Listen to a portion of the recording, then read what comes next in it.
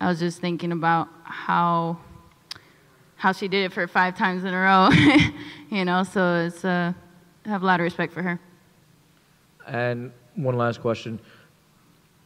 Was there ever any thought about not fighting after the nonsense in the bus? Yeah, I did. But I think a lot of times leading up to many fights, I think that, or I'll doubt myself or I'll question myself, but the voice was strong this time. So what do you do to get yourself through that and kind of move past that stage? You know, I've just been in tough spots before. I've had manual fights before, and they were, you know, like autopilot kind of thing. And this was just another level of that, a new challenge, a new, you know, new development in my growth, and so I welcome that. And you know, I just wanted to, I don't know, just prove to myself that I can once again face my fears, and it'll pay off. And you won the first 2 rounds of the fight, and then the only round they gave her was the 3rd, and then you got the 4th and the 5th. When you lose that 3rd round, what do you do to kind of, it seemed like maybe the momentum was shifting a little bit, then you got it back. What do you do there? I just kept saying I'm the best. Just kept saying that to myself, I'm the best.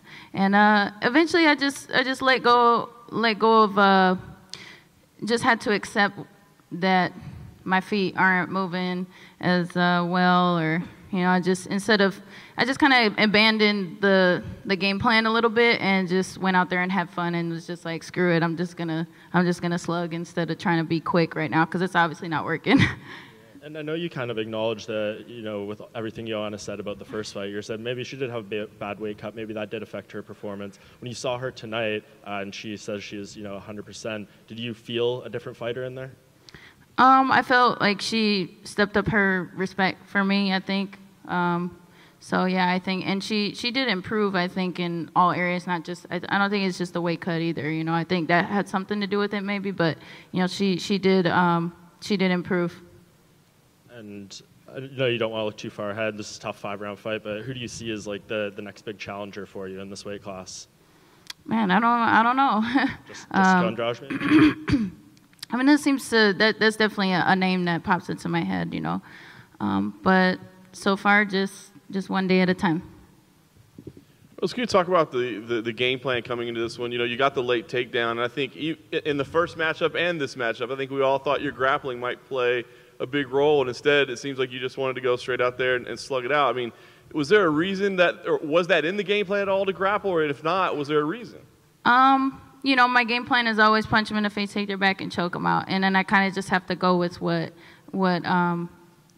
is, you know, what I'm given in the fight, as well as what I have to work with. So, you know, I didn't feel like I had the snap in my body for some reason. You know, I think it's just maybe an adrenaline dump before the fight even happened.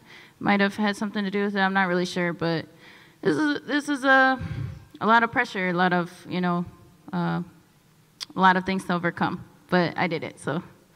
Okay. I was going to say, because of that, I mean, as dominant as the first win was, is there any part of this that's maybe a little more satisfying, like maybe knowing that you didn't have your A game and had to make some adjustments and doing it over the course of 5 rounds? Is there any kind of victory you can take out of that? I think so, you know, but I've done it before, you know, where I feel like, okay, I know exactly what I need to improve next time, you know, so I guess this is just another level of that, and I don't know, I just really enjoyed a fight, so this is gonna go down as one of my, I guess, another great experience. Nice. And last thing for me, Rose, I mean, you talked about just now that there was thoughts of maybe not fighting. Can you just talk I mean, what was so difficult about the moment in the bus? And, you know, we heard a lot of reports that you were pretty shaken up about it. What went through your mind, and what was so difficult about it for you? Well, the chair nearly came at my window, you know, thankfully to the bus driver, he was on point. He was backing up the bus as it came to my window, but it ended up hitting Michael Chiesa in the head instead, you know, unfortunately. So thanks, Michael. You know, I don't know, it shook me up just because it was such a, like, I didn't know how far it was going to escalate. You know, all the guys inside, they wanted to fight back, and they wanted to go, you know, jump out of the bus, but I'm like, I don't know if they're going to open the door and they're going to all come in, and who, you know, they're obviously not directly after me, but I'm just caught in this scenario, so I don't know. My imagination goes crazy, and just through all the things that I've been through in the past, I know that anybody could have a gun or a knife, or we don't know, and so I jumped to the negative pretty quickly, and so yeah, it was a lot of thoughts going into this fight, but I'm just grateful to be in one piece and to be happy, healthy, and safe. Rose, I asked you the other day how it would feel to hear and new. So when you finally heard it, how'd that feel? How do I feel about and new, or? Yeah, hearing Bruce Buffer say and new. I mean, and still, like, I don't know if I heard that. No, it's pretty cool. I have to get used to that. It's pretty nice. Give some insight to how Trevor, when she made that adjustment in the third round, it seemed like Trevor kind of calmed you down going into that fifth round. What did he say to you to kind of get you like refocused and be able to get that last round?